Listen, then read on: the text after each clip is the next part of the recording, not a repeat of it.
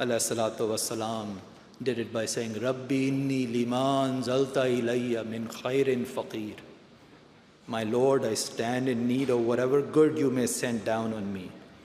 And to learn this humility, this fana, from the absolute best, let's go back in time.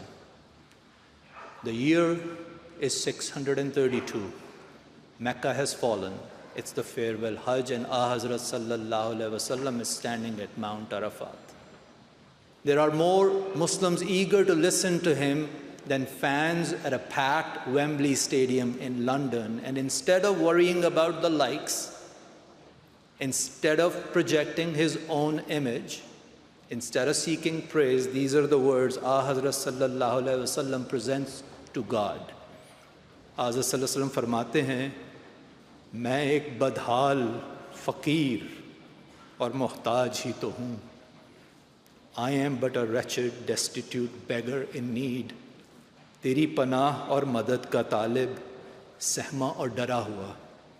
Seeker of your help and refuge, frightened and terrified.